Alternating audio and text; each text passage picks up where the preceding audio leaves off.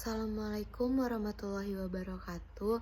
Perkenalkan, nama saya Almayu Makfira Ramadhani dari Departemen Ilmu Komunikasi dengan nomor BP 2210861018. Saya dari kelas C. Jadi di sini saya membuat video untuk memenuhi penilaian tengah semester mata kuliah Sistem Ekonomi Pembangunan Indonesia yang diampu oleh Pak Taufan. Jadi di sini saya akan membuat video mengenai pendapat saya tentang inovasi dan masa depan ekonomi Indonesia di era digital.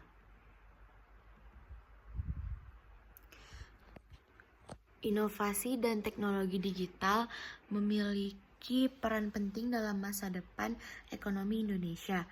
Di era digital, bisnis dan ekonomi telah mengalami perubahan signifikan dan inovasi adalah kunci untuk mendorong pertumbuhan ekonomi yang berkelanjutan. Beberapa sektor yang diharapkan dapat mengalami pertumbuhan dan kemajuan di masa depan adalah sebagai berikut.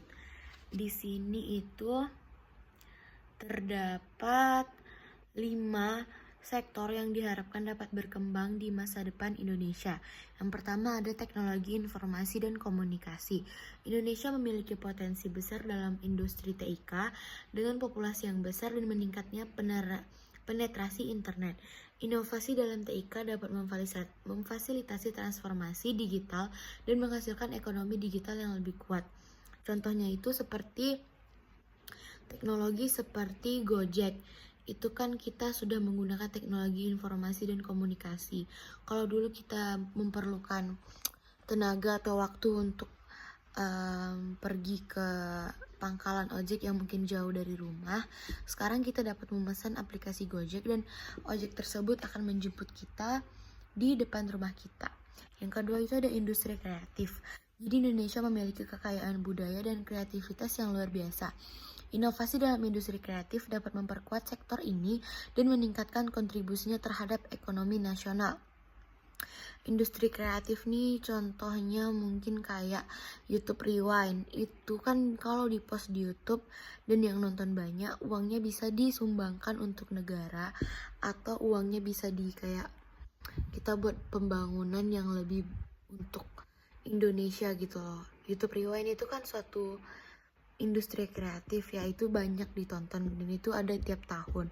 Uangnya mungkin bisa dialokasikan untuk anak yatim piatu atau untuk ekonomi Indonesia yang membangun. Lalu yang ketiga itu ada pertanian. Seiring dengan peningkatan populasi dan permintaan makanan yang meningkat, inovasi dalam pertanian dapat memperbaiki produktivitas, efisiensi, dan keberlanjutan sektor ini. Jadi kita itu diharapkan untuk lebih meningkatkan lagi pertanian kita, soalnya Indonesia kan terkenal dengan kekayaan buminya. Jadi kita itu diusahakan untuk tidak terlalu impor dari luar ya. Lalu yang keempat itu ada e-commerce. E-commerce itu telah menjadi salah satu sektor yang paling berkembang di Indonesia dalam beberapa tahun terakhir. Dan inovasi dalam e-commerce dapat membuka peluang baru bagi pertumbuhan ekonomi. Seperti yang kita tahu ya, bahkan pasti kalian semua tahu Shopee, Tokopedia, dan yang lain-lainnya. Itu sekarang itu apalagi anak muda ya, lebih menggunakan itu daripada belanja langsung ke offline store. Bahkan sayur-sayuran, bahan-bahan makanan pokok itu bisa dibeli di e-commerce. Jadi kita tidak perlu pergi datang langsung ke toko. Namun ya, untuk mencapai potensi penuh inovasi dalam ekonomi Indonesia, beberapa tantangan itu perlu diatasi, seperti kurangnya akses ke sumber daya finansial dan pendidikan, serta kurangnya dukungan dan kebijakan dari pemerintah.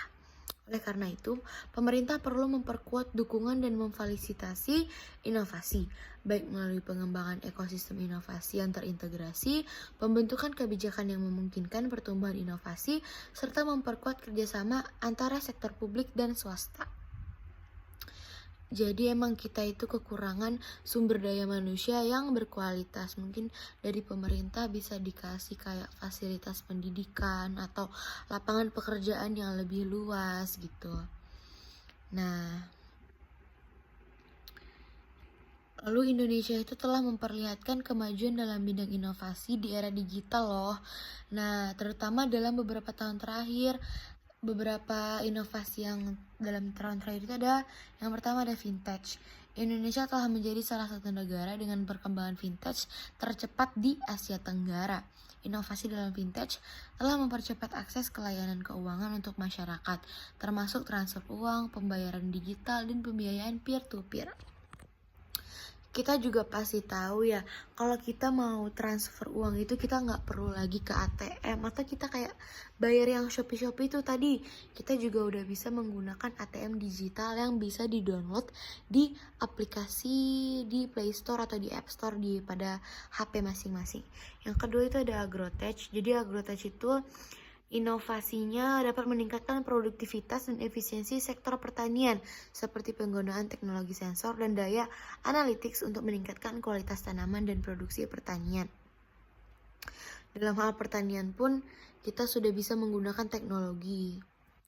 Jadi kita harus memperbanyak ekspor. Nah, pemerintah Indonesia itu sebenarnya juga udah bekerja sih. Pemerintah Indonesia itu telah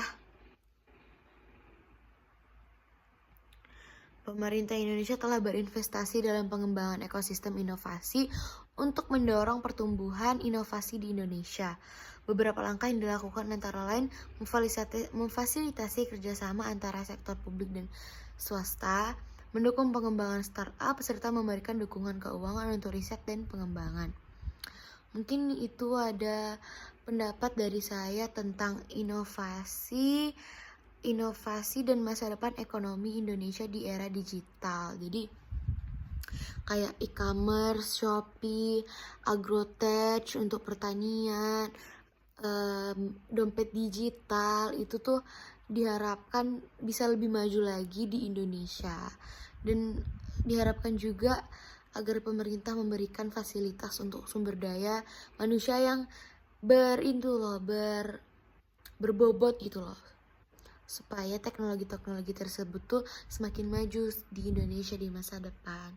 Jadi terima kasih, itulah pendapat saya. Mohon maaf apabila saya ada salah kata atau tindakan. Assalamualaikum warahmatullahi wabarakatuh.